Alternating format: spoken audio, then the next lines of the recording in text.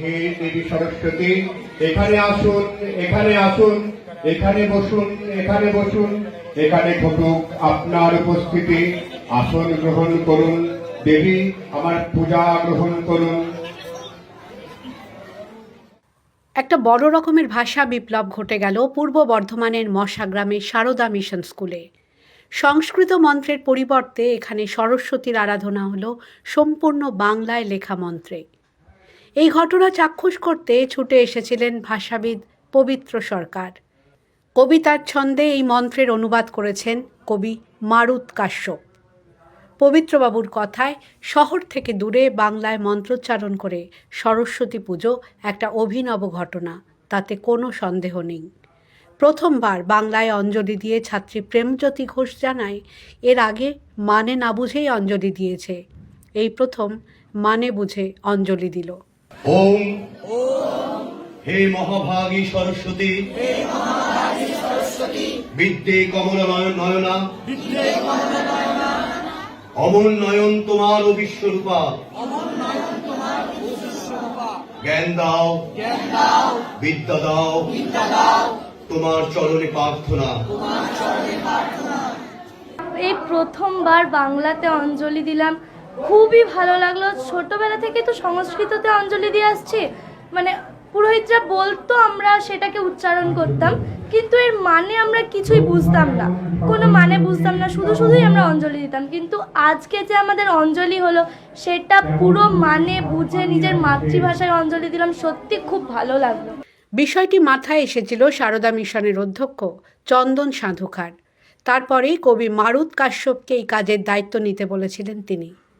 চন্দনবাবু জানান, মাকে নিজের ভাষায় ডাকতে পারার আনন্দই আলাদা, তাই মন্ত্র যে ভাষাতেই বলা হোক, প্রার্থনা কিন্তু নিজের ভাষায় করেন মানুষ।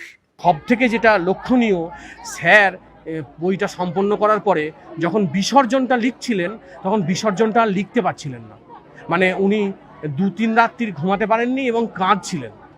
মানে দিয়ে আমি বললাম যে কী ব্যাপার, বই শেষের দিকে যাচ্ছে না? তো উনি বললেন যে দেখুন, যে মাকে এতদিন আমি তৈরি করলাম, লালন পালন করলাম, আমি বিসর্জনটা লিখতে পারছি না। তখন আমি অনুভব করলাম যে এই কাজ মানে মা শারদার আশীর্বাদে হয়তো উনি একটা অলৌকিক শক্তির মধ্যে দিয়েই কাজটা সম্পন্ন করেছেন। অনুবাদক মারুত কাশ্যপ জানান, প্রথমে অনেক দ্বিধা নিয়েই এই কাজে হাত দিয়েছিলেন, যত এগিয়েছে তৃপ্তি বেড়েছে। কবিতার ছন্দে মন্ত্রে গেঁথেছেন এর মাধুর্য ফুটিয়ে তোলার জন্য। আমি এটা বাংলাতে লিখেছি ঠিকই, কিন্তু শাস্ত্র মেনে, শাস্ত্রবিধি মেনে লিখেছি। এখানে এমনকি দেখা যাবে যে অন্যান্য সরস্বতী পুজোর বইয়ে সেসব নেই, মন্ত্র নেই। আমি অন্যান্য জায়গা থেকে সেগুলো সংগ্রহ করেছি, অন্যান্য শাস্ত্রগ্রন্থ থেকে সংগ্রহ করেছি, দিয়ে করেছি। এবং এটা করতে গিয়ে যেহেতু বাংলায় করছি, বাংলা কবিতাকারে করছি, সমসাময়িক বাংলা ভাষায়, সেইটা তো অবশ্যই কখনো কখনো আমার কাছে কঠিন মনে হয়েছে, কিন্তু সেটাকে আমি পেরিয়ে উত্তীর্ণ হতে পেরেছি, সেটা মা শারদা এবং সরস্বতীর ইচ্ছা। হে শুভকাল, তোমাকে প্রণাম। প্রতিদিন সরস্বতী, তোমাকে প্রণাম। বেদ বেদান্ত বেদাঙ্গ, জ্ঞানের আধারে এই চন্দন বেলপাতা পুষ্পাঞ্জলি ভরে, কালি ও কলম সাথে, সরস্বতী তোমাকে প্রণাম। বাংলায় মন্ত্র উচ্চারণ করে সরস্বতীর আরাধনার সময় সেখানে উপস্থিত ভাষাবিদ পবিত্র সরকার। তার কথায় অভাবনীয় ঘটনা, যা আমরা বুঝি তা অনুভবে সুবিধা হয়। সারদা মিশন কর্তৃপক্ষকে ধন্যবাদ এইরকম একটা অনুভব তৈরির জন্য। আমার পুজো, ভক্তি, বিশ্বাস, পাপ পুণ্যে বিশ্বাস কিচ্ছু নেই, কিন্তু এই কাজটা যে এখানে হলো, সেই জন্য আমি এখানে ছুটে এসেছি যে দেখবার জন্যে যে কীভাবে কী দাঁড়িয়েছে। এবং এই আরম্ভটা আমি বলবো একটা অগ্রগতি। আমি অন্য প্রসঙ্গে গিয়ে একটা কথা বলি। এই যে ইংরেজির মাধ্যমে পড়াশোনা করে ছেলেমেয়েরা, সেইটা নিয়ে আমার আপত্তি আছে, সবাই জানে।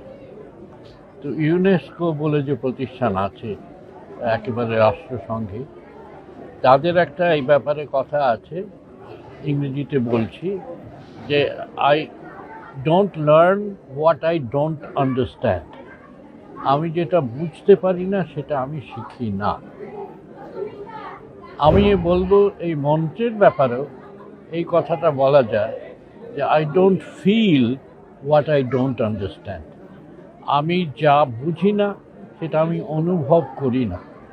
আর মন্ত্রটা তো এক ভক্তি নিবেদন, ভক্তিটা অনুভবের ব্যাপার, কাজে এটা অনুভব করার ব্যাপার আছে। কিন্তু আমরা এতদিন মুখস্থ বা পাখি পড়ার মতো মন্ত্র পড়ে এসেছি, আমরা অনুভব করিনি। যে যারা দেবতাকে বিশ্বাস করি, যারা ভক্তি দেখাতে চাই, তারা আমাদের মনের মধ্যে প্রাণের মধ্যে অনুভব করিনি।